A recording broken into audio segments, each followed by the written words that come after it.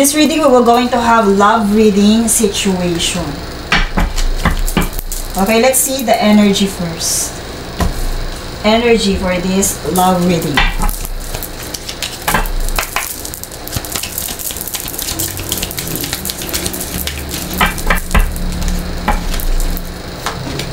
Filed. Also the clear. Here's a clear vision about, okay, chaser. So, hot pursuit. May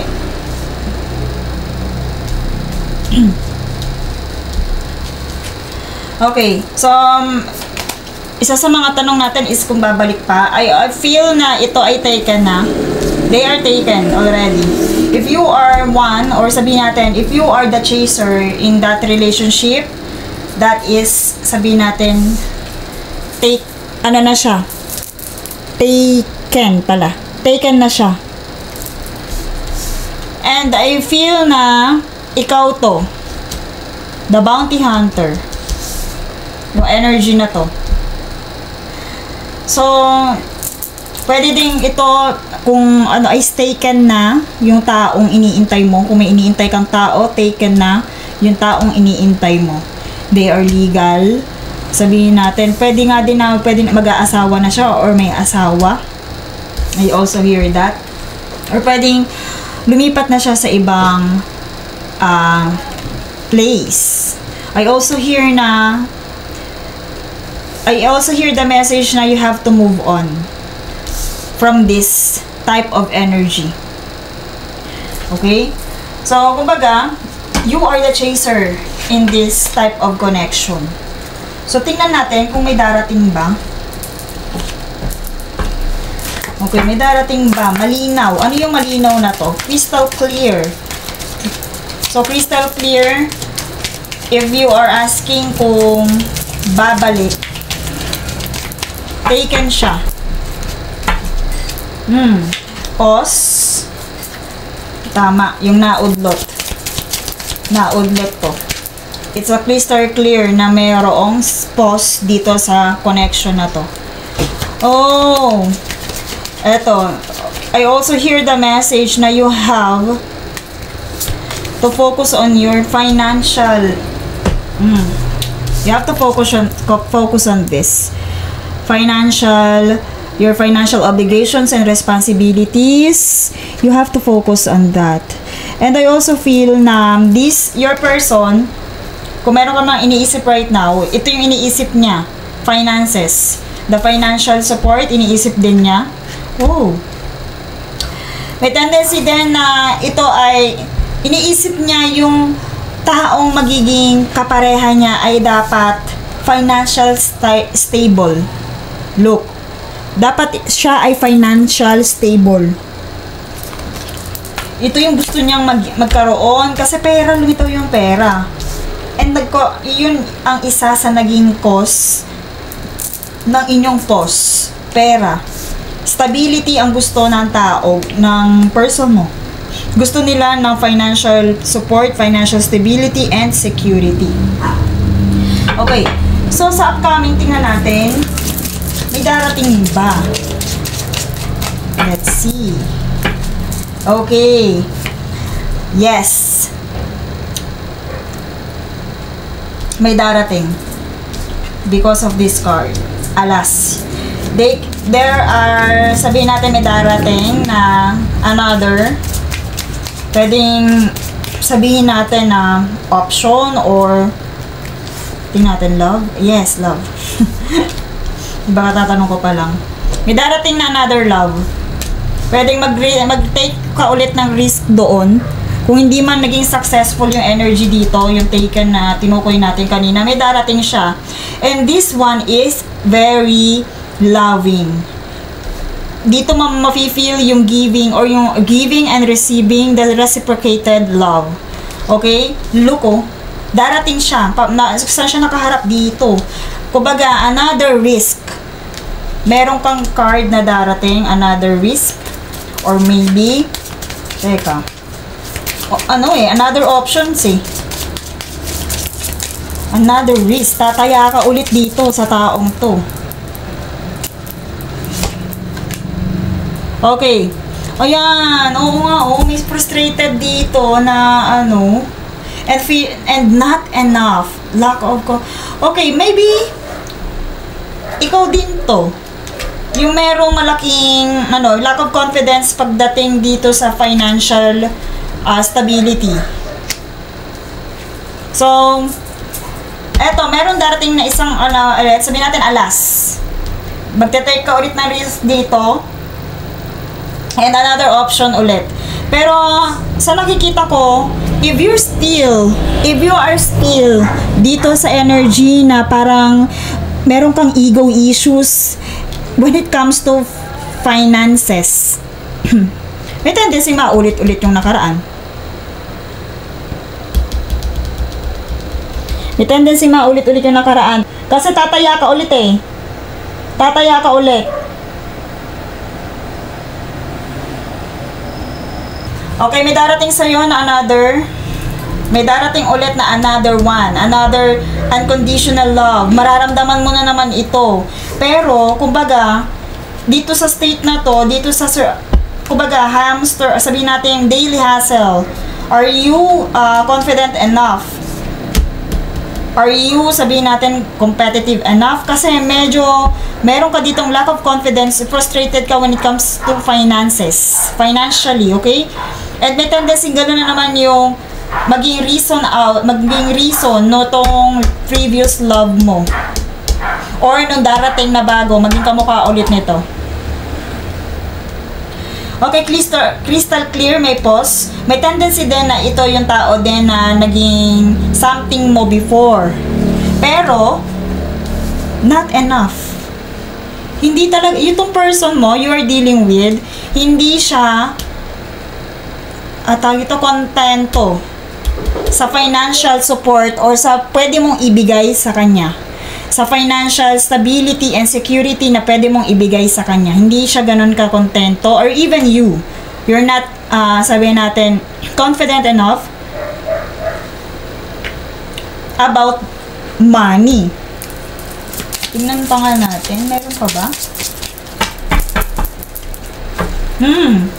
I-break up nga dito. Pwede nga yan ang maging dahilan. Yung about pera. About yung capability mo to support.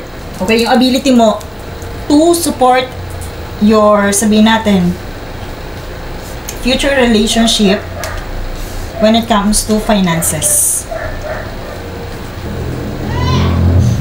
Okay, nagtutugma ba when it comes dito? Meron kang ego when it comes to pera. And pwedeng yun? Ito, lumitaw na may apps. Stop that pattern. Baguhin mo yun. Yung ego mo dito about pera, baguhin mo yun. Kasi pwede yun na naman yung maging problem ng yung bagong darating. Yung panibagong tatayaan mo. About this relationship, tingnan natin yung connection na meron dito. About this relationship.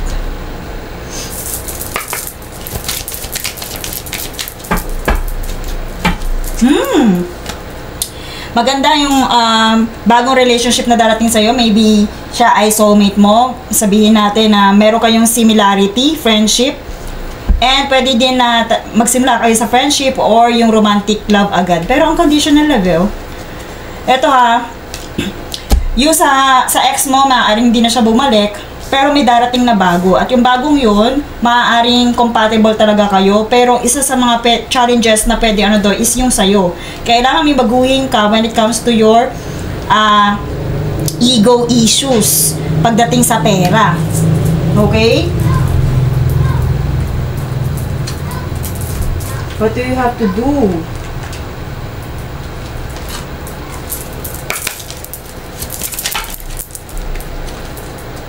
Power up your... Okay. Power up your vitals. Kagaya na sinabi ko din ito kasi stone na to for abundance to. Pwede sabihin natin, mag-invest ka palalo sa pera. Ito kasi yung ego mo pera. Ito lumitaw dyan Power of your vitals. Para hindi mo na maramdaman ulit to sa second relationship mo. Okay? So, kailangan magpalakas ka yung strength mo pagdating sa pag-work, mag-ipon ka, mag-invest ka. Pagdating sa yung katawan. Okay? Para maiwasan to. Kasi medyo meron kang ego issues eh. Itong nakikita ko. Or, sige, kung hindi ikaw yon siya. Pero malakas ang ano dito siya. Eh, ikaw pala. Yung jealousy and ego issues.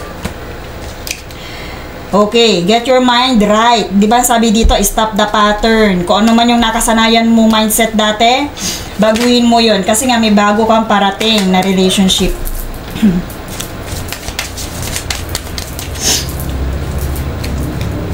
Yes! Open up your love channel. Ganda nito. Kumbaga, mag-move on ka na. Mag-move on ka na, may bago kang parating. Compatible kayo, friendship, soulmate nga ang lumitaw dito. Pero sabihin natin, ito yung bago mong pagtetaken ulit ng risk. Pero dapat i-open mo heart mo dito sa taong to. Open up your heart. Kasi baka nakatali ka pa rin dito eh. Ano na siya? So nakikita ko taken na siya. Malinaw na taken na siya. At hinahabol mo pa rin siya. Or sabihin natin, hinahanap-hanap mo pa rin siya. Baguhin yung pattern when it comes to find ito. Dito. Ito, yung hassle. Magdagdag ka pa ng mas maraming sideline ng resources of income. Kasi para gumaling yung ego mo dito when it comes to fear and ego issues. Okay? And yung confidence mo din, pwede nakaka-apekto din ang finances. Okay, let's see. Okay, ang tanong ko pa, if ever na ikaw ay into gambling, mahilig ka bang magbaraha, stop that pattern. I also hear that. Kasi pwede ding maging cause sa'yo yun ng nito, legal matter. Lumilitaw sa akin. If ever hindi ito yung person mo to, merong legal matter na mangyayari, filed, baka yung pa yung maging cause sa'yo. Or sabihin natin na gambling eh. I also hear that gambling. Tapos lumitaw din yung dalawang to. So baka yan pa yung makapaglugmok sa'yo sa mga problems. If ever na you are into gambling, paki-stop siya. Stop that pattern. Oh! Napakaganda. Journey. A happy journey and cash or apakaganda. There are coming, sabihin natin cash flow upcoming sa'yo. So don't worry. Focus ka dito sa yung stability. May darating na bagong love life sa'yo. They are soulmate, you are soulmate. Pwedeng dito ka makaramdam ng panibagong unconditional love. Reciprocated love. Okay, let's see message from your, ay tingnan natin kung yung level. Level ng connection. Level ng connection yung upcoming.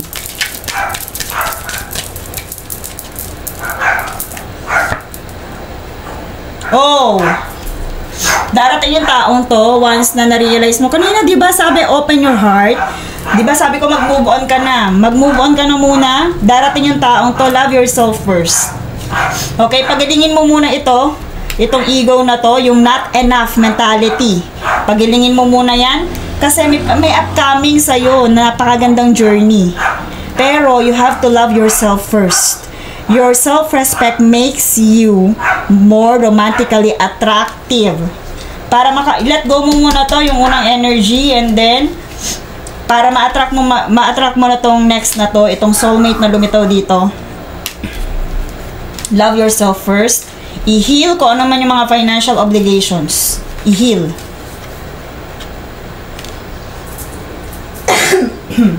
Ang ganda ng card na yun. Sabi nga, good omen daw siya. Always be for you a happy journey. Ang ganda! Yung next relationship mo basta kung ano yung dati mong mindset, huwag mo nang i-apply dito sa next relationship na yun. And that's all for this reading. Thank you so much and see you in my next one.